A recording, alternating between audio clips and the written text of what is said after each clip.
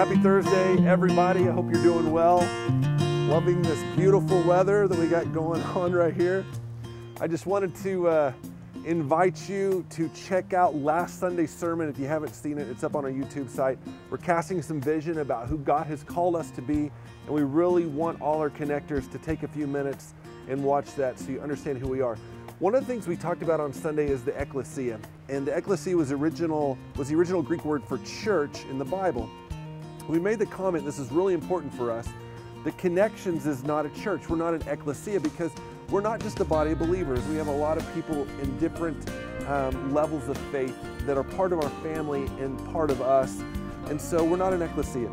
But within Connections, there is an ecclesia. There are pockets of ecclesia, pockets of believers, of Christians. And it's our job to hold each other accountable, to encourage each other, to help each other through life. It's a commandment. It's required that as brothers and sisters in Christ, that is something we're supposed to do. This morning on the way to the church office, which that alone is exciting, on the way to the church office this morning, I stopped by Big Lots to pick up a couple office supplies, and their whole parking lot was covered in snow, and it was covered to the point that you could no longer see the parking lines or the guidelines. They had no guidelines for their parking lot. And so cars, kind of like these cars here, are just kind of randomly parked. There's no spacing, there's no direction to it. And it was funny because it just looked like kind of a mess, and there'd be gaps between cars that was, not big enough for another car, but way too big for a normal parking lot. Without these guidelines, nobody knows what they're doing, and I think the same is true in our lives.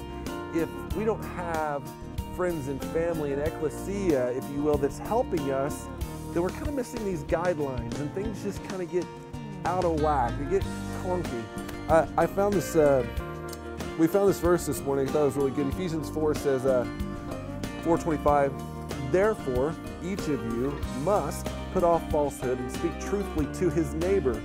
We are all members of one body. Neighbor here is talking about your brother or sister in Christ. Says, for we are all members of one body. Therefore, each of you must put off falsehood and speak truthfully. We all need some truth in our lives. We all need somebody to come alongside us and say, this is what you're missing, or this is the truth. So let me encourage you to love your neighbor and encourage your neighbor and hold your neighbor accountable. And that if we're all in this together, it's like not only do we have things in line, but we have these extra guidelines to help us in life. This coming Sunday is going to be a great day. We're talking about the 3 C's. It's the foundation of Connections, the 3 things that we do our best to do well. So invite a friend. If you know someone who's looking for a church, this is a great Sunday to have them come sit in and hear our vision and our values. We're going to watch a testimony about somebody and talking about their small group, and I think it's going to be great. So join us on Sunday. We're going to have a great time. Jeremy and I will be on stage talking about the 3 C's. See you then.